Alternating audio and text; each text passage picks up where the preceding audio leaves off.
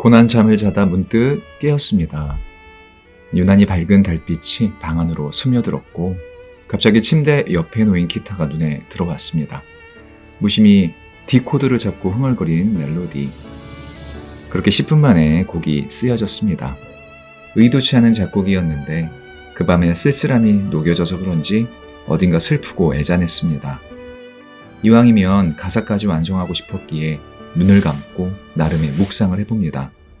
오래가지 않아 어떤 장면에서 시선이 멈추었습니다. 십자가를 지시기 전날 밤 예수님께서 두려움과 외로움 속에 사투를 벌였던 겟세마네 동산의 치열한 기도의 장면이었습니다.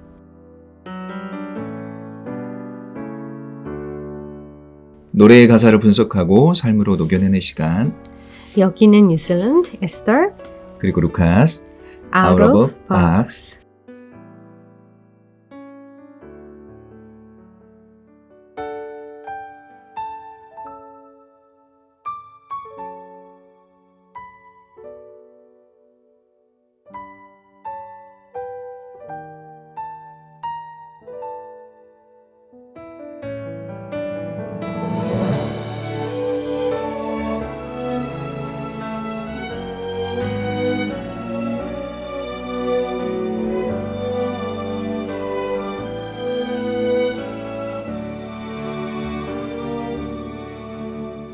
지난 시간 날 걸어온 길 내 모든 사랑을 다해 외로운 길 나 여기까지 아무 후회 없이 걸어왔네.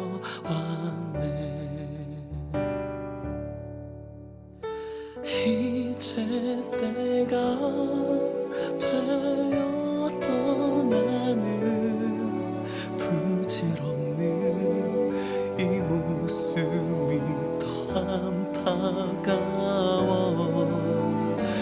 내 눈물이 피가 되어도 나 아니면 아무도 갈 수 없기에 이 잔을 내가 마셔야 하나. 할 수만 있다면 제발 내게서 옮겨주어. 하지만 나의 원함이 아닌 당신 뜻이기에 내가 따를 테요.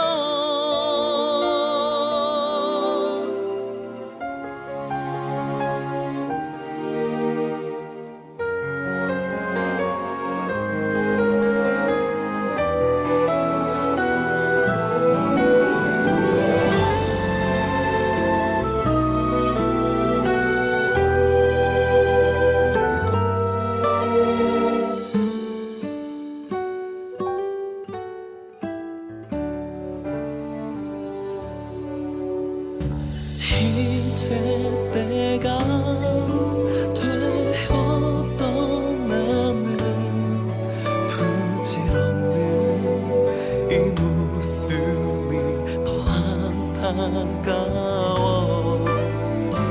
내 눈물이 피가 되어도 나 아니면 아무도 갈 수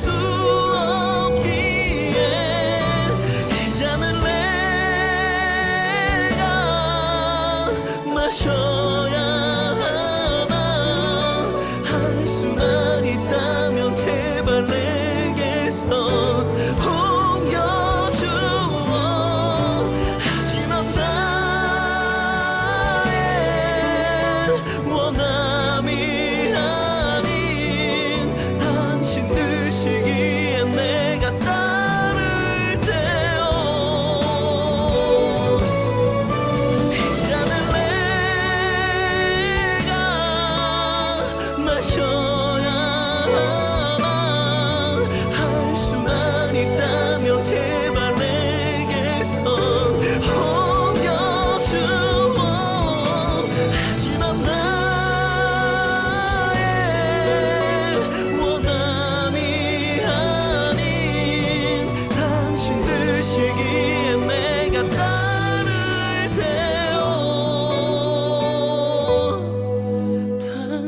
힘든 시기에 내가 따를 테요.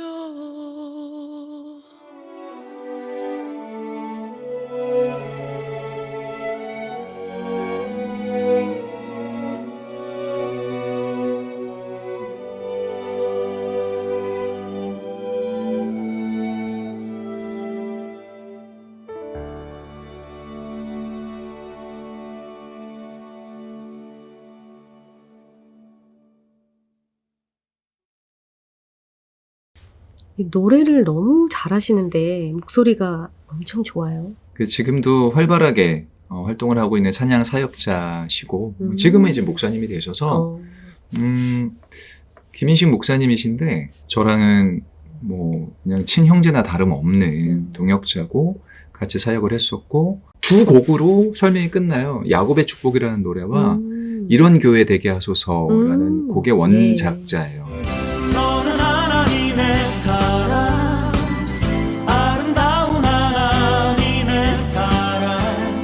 나는 널 위해 기도하며 내 길을 축복. 주님의 마음 닮아서 이웃을 사랑하는 교회.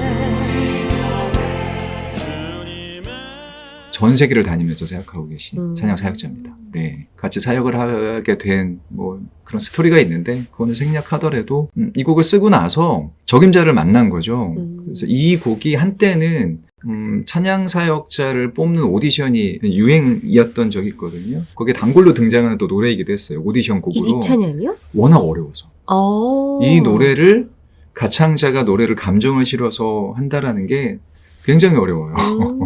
그래서 이 친구가 하는 만큼 소화를 하는 친구는 못 봤습니다. 네. 예, 워낙 감성이 잘 맞기도 하고 노래를 워낙 잘했어요 그 당시에.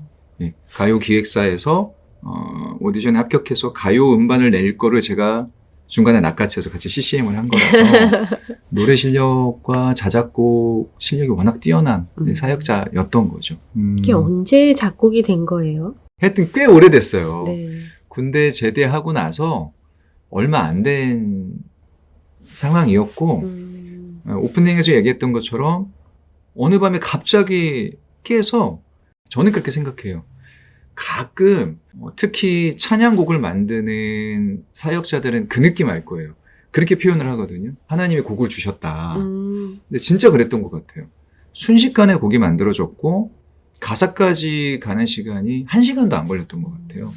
그때 그런 느낌으로 그 새벽에 노래를 만들어 놓고 가창자를 찾고 있었다가 극적으로 한번 가이드 녹음을 했는데 너무 잘 어울려서 저희 음반에 이제 넣을 수 있는 그런 은혜까지 이제 누리게 되었고, 저는 이 곡을 그렇게 생각을 해요.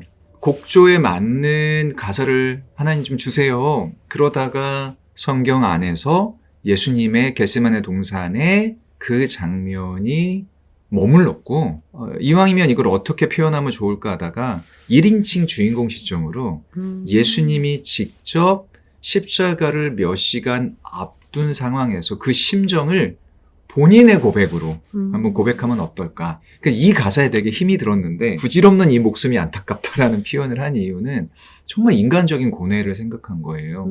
완벽한 신이시지만 완벽한 인간으로 오셨을 때에 육신의 고통을 고스란히 느껴야 될 그 임박한 시간 안에서의 의학적으로 이거를 예기불안이라고 하더라고요.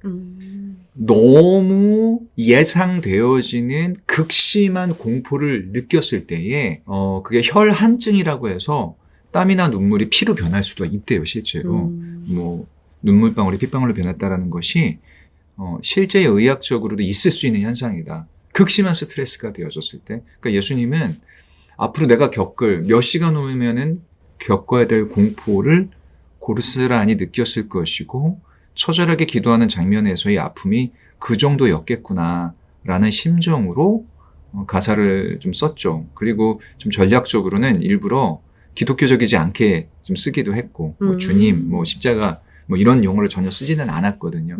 지극히 일반인들에게도 한 인간이 겪는 죽어가야 될 인간이 겪는 그 고통을 묘사하고 싶었던 게 의도입니다. 네. 젊은 청년이 썼다고 하기에는 죽음을 앞뒀거나 아니면 연세가 많이 드셔서 쓴 글 같거든요.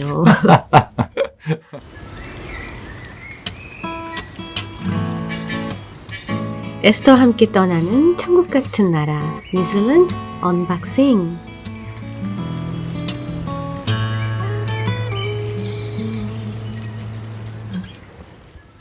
오늘 우리가 나눌 곳은요, 제가 너무나도 최애하는 도시입니다. 아, 최애가 너무 많은 거 아닙니까? 이렇게밖에 표현할 수 없는 게 소중한 사람들이나 너무 좋아하는 사람들이 있으면 제가 꼭 데려가는 곳이에요. 오. 아주 작은 도시인데 남섬 중간에 크라셔츠라는 도시가 있는데 거기서 오른쪽으로 한 1시간에서 1시간 반 정도 동해 바다로 쭉 가다 보면 툭 튀어나온 곳이 있어요. 페닌슐라라고 해요. 베이들이 많이 있어요. 촘촘하게 계속 베이들이 있는데 얼마나 아름다운지 최근에는 미국에서 영화를 찍으러 갔는데 그 베이 중에 하나를 통째로 빌렸대요. 아무도 못 들어보고 거기서 1년 동안 영화를 찍는다고 하더라고요. 최근에? 네. 근데 그 중에 가장 아름다운 도시 바로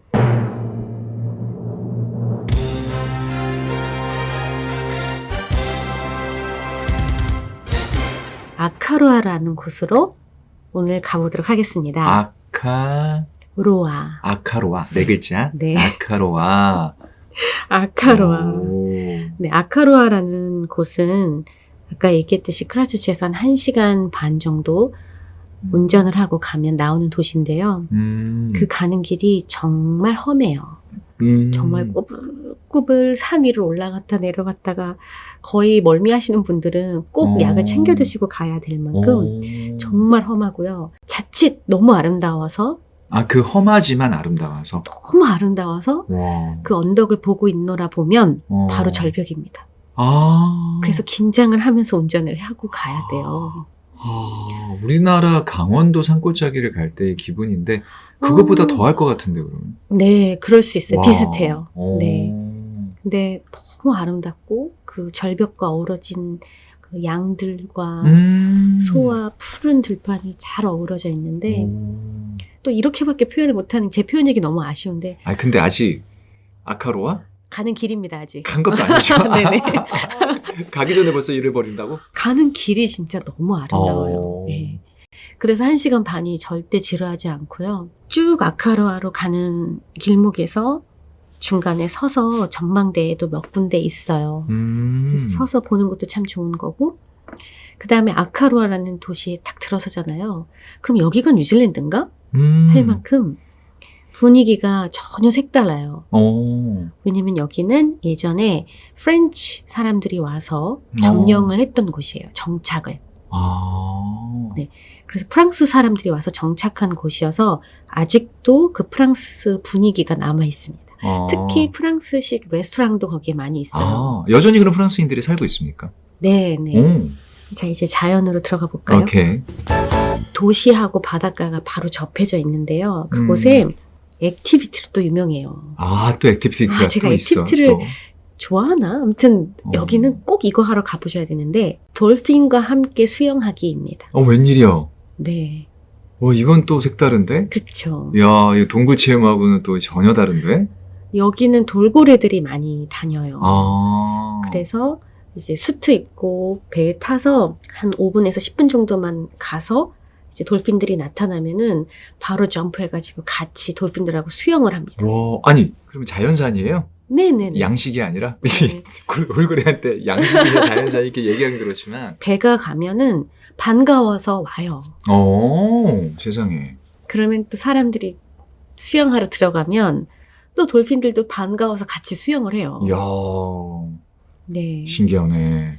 그래서 해본 사람마다 너무 재밌었다고들 하거든요. 그 돌핀들이 소리를 좋아하잖아요. 그래요? 어떤 피치의 소리를 좋아하고 본인들도 소리를 내요. 그 배가 통통통통 하는 소리나 그 음. 엔진 소리를 좋아한다고 해요. 아. 그래서 배가 움직이면 따라온대요. 아, 얘네들이 그걸 알고 따라오는구나. 네. 그리고 사람도 또 그렇게 따르고 좋아한대요. 아. 그래서 수영하면은 옆에 와서 다 이렇게 지나가고. IQ가 좋다는 얘기는 들었는데. 네. 예. 재밌겠죠. 해봤습니까? 사실 저는 수영을 정말 무서워해요. 수영은 할 수 있는데 물은 무서워해요. 뭐야? 수영 잘한다고 하지 않았나? 제가요? 아닌가? 아니요. 제가 수영을 오래 배웠는데 어. 또 수영장에서의 수영과 바다 수영은 다르더라고요. 아, 그치. 바다 네. 수영은 또. 그래서 정말 저는 무서워서 못했는데 같이 간 사람들은 다 해봤습니다. 그리고 다 재밌다고 너무 좋았노라고 다 얘기해 주더라고요. 아. 저는 이제 돌고래랑 수영하러 갔다 오라고 해놓고 저는 그 앞에 진주샵이 있어요. 아. 그 현지에서 나오는 진짜 진주. 오, 진주조개. 예, 캐내는 그런 세공하는 곳이 있는데 이야. 저는 가서 그런 거 구경하고 있어요. 우든 액티비티를 좋아하는 건 아니구나, 에스더가. 아. 그리고 또 여기서 빼놓을 수 없는 게 바로 뉴질랜드로서도 유명하지만 특히 이곳에 가면 꼭 먹어봐야 하는 게 있는데요. 바로 뉴질랜드를 대표하는 음식. 뭐게요? 너 생각을 안 해봤다, 진짜. 뉴질랜드를 대표하는 음식이 있습니까? 뭐 한국 하면은 한국 BBQ가 있고, 뭐 요즘 뭐 김치가 있고, 뭐 비빔밥. 비빔밥 있고, 뭐 네. 이런 건데. 뉴질랜드가 로컬 음식이 있어요. 아, 유명한. 그럼요. 그래? 뭘까? 시푸드? 네. 뭐 랍스터? 킹크랩? 왜 이게 맞추고 싶지? 생선구이? 최근에 매운탕? 와, 진짜 코리안이다. 예전 제자가 지금 영국에서 공부를 하고 있는데요. 오랜만에 인사하러 왔어요. 근데 이게 제일 그리웠노라고. 진짜. 이게 먹고 싶다고. 오클랜드에서도 먹을 수 있습니까? 네, 있습니다. 난 동네에 뭐, 칩스 앤 피시 뭐 이런 거? 정도만 보는데. 딩동댕! 아! 네, 피쉬앤칩스. 피시 앤 칩스. 네. 그거구나. 뉴질랜드를 대표하는 음식이에요. 그게 원래 영국에서 온 거 아니에요? 좀 그렇게 들었는데? 저도 그렇게 들었는데요. 실제로 영국에서 공부하는 그 친구알 너무 맛없어서 못 먹겠다고. 진짜는 뉴질랜드가 맛집이다? 아니, 영국 피쉬가 비싸고 맛도 없고. 근데 여기 와서 이번에 먹어봤더니 역시 이 맛이라고 하더라고요. 거기가 근데 또 유명한 거예요? 그 아카루아가? 네, 왜냐면 아카루아에서 잡히는 피쉬가 있어요. 아. 거나드라던가 타라키 이런 피쉬를 잡아서 그 자리에서 바로 튀겨줘요. 네, 홀 피쉬를. 물론 이제 뼈나 이런 걸 없애고 살만 탁 튀겨주는데요. 아유, 맛있겠다. 진짜 맛있어요. 네. 그 앞에 바다를 보면서 먹게 돼 있는데 사실 그 바다 색이 또 말로 형용할 수가 없는 색이에요. 햇빛 색깔마다 바다 색이 바뀌는데요. 날씨 좋은 날, 또 흐린 날, 또 약간 구름 낀 날 색깔이 다 다른데 진짜. 약간 털크스 색이라고 해요. 청록색이라고 하나요? 저는 여기 오클랜드 시티 갈 때마다 바다 색깔, 에메랄드 색 있잖아요. 그런 색깔 일단 보이게 돼요. 청록색은 어떤 청록색일까? 정말 색이 그때그때 달라요. 근데 딥한 색일 때도 있고 아주 얕은 색일 때도 있어요. 근데 색이 그 빛의 반사에 따라서 다 달라요. 찾으면 나올까? 네, 나올 거예요. 아카루아는 정말 찾아보겠습니다. 그 바다색이 정말 너무 예뻐요. 찾았다는 거를 전제하고 지금 배경화면에 나오는 이 바다입니다, 여러분. 진짜 예쁘다. 이 색을 얘기하는 거구나. 예쁘네요. 정말 한 80번도 더 갔다 온 것 같아요. 진짜? 네. 크라이처치에 살았으니까 그쵸. 또 이제 여유가 있을 때 가서 보고도 오고 네. 질리지 않았겠네요. 그만큼 갔다는 얘기. 왜냐면 갈 때마다 바다 색이 달라요. 계절마다 네. 또 날씨마다. 네. 나 진짜 가보고 싶다. 자연이 주는, 저는 몰랐거든요. 이런 자연이 주는 위로가 있다라는 거를. 근데 뉴질랜드 와서는 그거를 요즘 많이 느껴요. 그래서 산책이나 뭐 어디 가서 내가 뭔가를 정서적으로 위로받는다라는 건 없었는데, 뉴질랜드가 주는 선물은 그런 것 같아요. 자연이 주는 좀 그런 위로와 그런 따뜻함이 있는 것 같아서. 저는 위로받고 싶은 느낌이 들어요. 가게 되면 그런 위로가 있을 것 같아요. 춥습니까? 이게 만 안쪽에 있어서 춥지 않아요. 아, 진짜. 네, 바람도 많이 안 불고 책 한 권 들고 가서 한 2박 3일 바닷가에서 책만 읽어도 좋을 만큼 나 다음 주 갈래. 다음 주에 나 가서 나 진짜 혼자 괜찮아요? 추천할 만해요? 네. 혼자 가서 진짜 책 한 권 들고 조금 이따가 또 소개할 책이 있는데 그 책 한 권 들고 거기서 한번 읽고 오고 싶다. 2박 3일 딱 좋다. 다음 주에 갑니다. 네. 다음 주에 방송 못 합니다. 나. 감명 깊게 본 크리스찬 영화, 기독교 영화가 있습니까? 모세? 모세. 애니메이션? 애니메이션. 이집트 왕자. 네. 저 그거 진짜 홍해가 갈라지는 좀 풍경과 함께. 네. 예. Passion of the Christ. 그렇지. 그거는 뭐 네. 그건 정말 크리스찬으로서는 네. 그걸 거부할 수는 없지. 엉엉 울고 나왔죠. 그렇지. 네. 그걸 우리가 거부할 수는 없죠. 거기 그리고 뭐 배너라든지 그쵸. 예전 명작들 네. 지금 봐도 그게 리마스터링된 또 재개봉된 버전도 있고 배너 같은 경우는 그러네. 그런 수작이 있죠. 근데 제가 이 얘기를 하는 이유가 있습니다. 기독교 영화나 추천할 만한 게 있어요. 제가 감명 깊게 읽었던 책이고 그 책을 영화한 거예요. 예수는 역사다. 그 최근 영화 아니에요? 네. 비교적 최근이죠. 저는 사실 영화가 나온다고 했을 때 너무 기대를 했기 때문에 이 책을 제가 본 게 10년도 더 됐죠. 근데 책으로 영화로 만들어진다고 해서 기대를 했는데 기대보다는 좀 덜 했어요. 하지만 좋았어요. 추천할 만해요. 기독교 영화로서의 가치가 실화이기도 하고요. 이게 어떤 그 기자가 계속 예수님에 대해서 알아가는 맞아요? 네, 그거예요. 리 스트로벨이라는 목사님이세요. 결국 목사님이 되신 건가요? 이건 결정적인 스포일러를. 안 되는데. 이거 얘기하면 안 되는데. 내가 왜 이랬을까? 내가 옛날에 그 식스 센스. 네. 그거 개봉됐을 때 극장 앞에서 브루스 윌리스가 귀신이다. 와, 진짜 나쁜 사람이다, 진짜. 진짜 극장 나오면서 저게 뭐지 하고 들어갔는데 진짜 내가 태어나서 처음으로 살인 충동을 느꼈어. 그 얘기하면 안 되잖아. 그 명작을. 그렇지. 그게 영화의 시작이자 끝인데. 네. 지금 내가 그걸 얘기해버렸네. 이 영화는 이제 얘기하면 안 되는데. 에이, 진짜. 리 스트로벨이라는 시카고 트리뷴지의 아주 명석하고 유능한 기자였었어요. 이 사람이 무슨 기자상을 휩쓸고 되게 젊고 유능한 기자였는데 영화 프로그램을 보면 이렇게 얘기하던데 이 스토리를 지금 이제 결말까지 얘기할 거기 때문에 원치 않으신 분은 듣지 마시고 영화를 보시기 바랍니다. 야, 이 멘트 좋다. 사랑하는 아내가 어느 날 교회를 다니기 시작한 거예요. 근데 너무 교회에 빠지니까 걱정이 됐던 거야. 왜냐면 크리스찬을 너무 싫어했고 워낙에 이성적인 사람이고 기자라는 직업상 교회, 복음, 예수 그런 체계 자체가 허구로 믿겨지고 더군다나 그런 상황에서 아내가 교회를 가서 거기에 푹 빠지니까 용납할 수 없던 거예요. 그래서 이 사람이 어떤 도전을 하게 됐냐면 나는 유능한 기자다. 내가 기독교의 허구를 밝혀내겠노라 라고 선언을 해요. 좀 제가 생각했던 거와는 다른 게 영화의 주안점은 책에서 나온 주안점과는 사실 약간 달라요. 영화는 이 사람이 기독교를 파괴하겠다라는 도전을 아내를 사랑하는 한 기자의 도전기와 그러면서 예수를 영접하는 과정에 초점을 뒀어요. 그 과정. 좀 극적인 스토리에 초점을 맞췄다라면 책은 좀 달라요.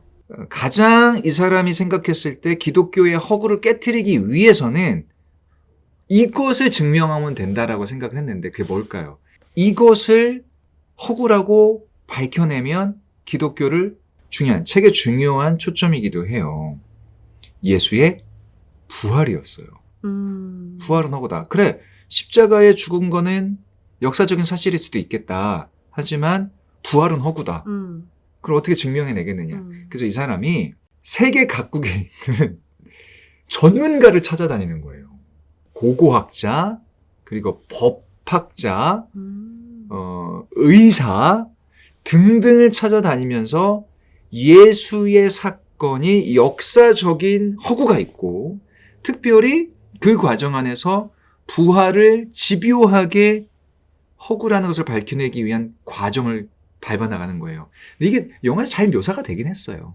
굉장히 훌륭한 기자네요. 그런 거죠. 네. 이성적으로 과학적으로 분석과 취재를 통해서 허구를 밝혀내려는 노력을 하는 거예요.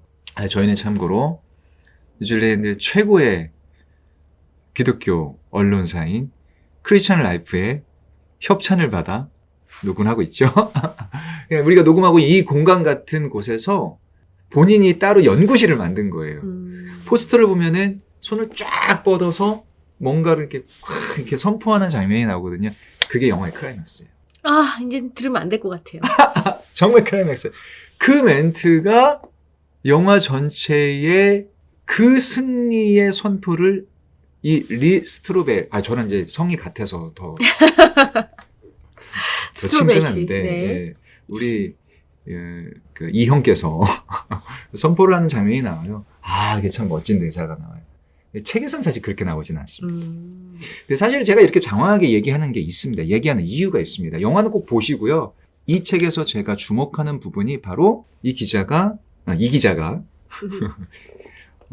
의사를 찾아갑니다. 그 당시 가장 저명하고 실력 있는 전문의를 찾아가서 예수의 십자가와 부활까지의 이 내러티브를 의학적으로 증명해 달라고 부탁을 해요. 끝내줍니다, 여러분. 그러니까 이 책은요, 이 챕터만 봐도 가치가 있어요. 우리가 크리스천으로서, 그리고 패션 오브 크라이스트를 보잖아요. 리얼하잖아요. 너무 묘사가 좀 끔찍할 만큼 상세해서 끝까지 못 보기도 하잖아요. 근데 이 책을 보면은 그 묘사가 지나치지 않았다. 그리고 심지어는 덜 하다라는 걸 알아요. 간략하게만 제가 리포팅을 해드리겠습니다. 이 정도로 고통을 겪으시면서 십자가에 돌아가셨다고? 우리가 그냥 아프셨겠구나. 고통스러웠겠구나. 십자가는 정말 끔찍한 형벌이지 라고 정도 알고 있잖아요. 겟세마네 동산에서부터 시작을 해요. 실제로 사람이 극심한 공포를 느꼈을 때 땀과 눈물이 혈액과 함께 포함돼서 나올 수 있다라는 그 의학적인 분석과 함께 쭉 가서 태형부터 가면은요. 예수님께서 그 영화에서도 채찍에 맞으시잖아요. 39가닥으로 된 동물의 뼈나 쇠 갈고리로 되어져 있는 채찍이에요. 그래서 사람을 때리잖아요. 그거는 이례적으로 극악무도한 연쇄살인범이라든지 강간범이라든지 이런 흉악범한테만 태형이 가해졌대요. 근데 예수님은 그 형벌을 받으신 거야. 등짝을 때리지만 이게 말려서 안쪽으로 딱 들어가잖아요. 그러면은 폐나 심장 쪽으로 이 채찍이 딱 박혀서 뜯겨지는 거예요. 이게 살점이 뜯겨져 나가고 장이 파열되기도 한대요. 잘못 맞으면. 거기서 죽는 사람도 있대요. 이미 태형으로만. 영화에도 보면 그 순서가 그 다음에 왜 자색옷을 입고 조롱하잖아요. 네. 그리고 이 면류관도 실제로 거기 영화에도 잘 나오지만 그 가시가 뇌를 관통했을 거라는 게 의학적인 소견이에요. 십자가에 못이 박히시는데 그 위치가 인간이 개발한 가장 끔찍한 형이라고 하는 이유가 양손, 이 영화에도 나오지만은 우리가 흔히 알듯이 손바닥이 아니에요. 손목에 있는 중추신경을 건든 거래요. 그 중추신경이라는 게 우리 몸에 예전에 제가 고등학교 때 치과에서 마취가 잘 안 된 상태에서 신경치료를 받은 적이 있거든요. 와, 치과 드릴이 신경을 건들면은요, 사람이 진짜 기절할 것 같이 아파요. 제가 그것도 이게 중추신경이에요. 신경을 으깨는 고통, 인간으로서는 참을성 한계를 넘어선다. 손목의 못에 몸무게가 실리게 되는데 무서운 아픔이 예수님의 팔과 어깨를 지나 중추신경을 압박하게 되고 이때의 고통을 줄이기 위해 몸을 끌어올리게 되고 몸무게 전체가 발에 박힌 못에 쏠리게 되면 뒤로 기댈 수도 없는 공중에 매달려 있는 지탱하기 위한 발버둥. 근데 팔이 피로해지니까 이제는 축 처지게 되고 그러면 또 발에 이 중추신경을 으깨는 고통을 고스란히 느껴야 되고 예수님은 어떻게든지 숨을 쉬어보려고 몸을 위로 밀어 올리기 위해서 사투를 벌이셨을 것이다.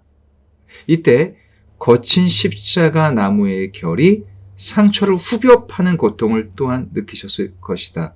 결국에 이산화탄소가 폐와 혈류에 쌓이게 되고 경련이 부분적으로 기절을 시킬 만큼의 고통을 느낄 수밖에 없고, 극한의 경련으로 몸을 위로 밀어 올려 숨을 내뿜고 생명을 주는 산소를 마시기 위해서 안간힘을 쓰게 되고, 뇌와 가슴에 피가 공급되지 않기 때문에 십자가에 매달린 사람은 발에 힘을 주며 몸의 뒷부분으로 피가 돌게 조치를 할 수밖에 없다. 그러니까 이런 세밀한 묘사들이 나와요. 제가 지금 많이 생략할 수밖에 없는데, 책을 보시면 그냥 책을 읽는 것 자체가 괴로워요.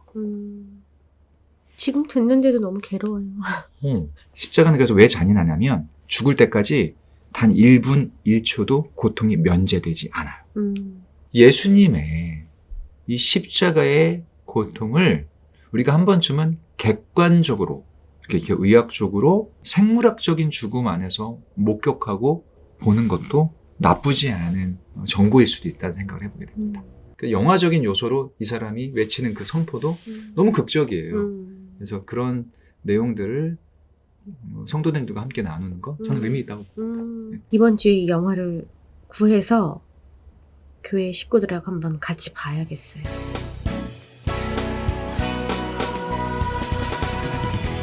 예수님이 짊어지신 십자가의 무게는 우주 전체를 품은 거대한 부피였습니다.